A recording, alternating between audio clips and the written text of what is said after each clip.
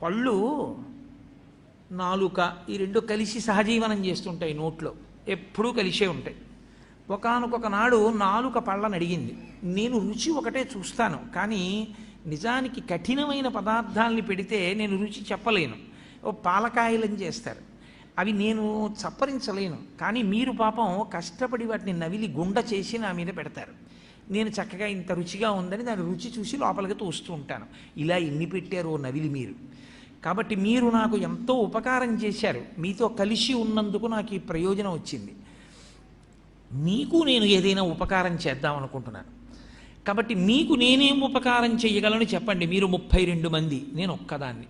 32 మంది కలిసి నాకు ఒకదానికే ఉపకారం చేస్తున్నారు ఇన్నాళ్ళ నుంచి.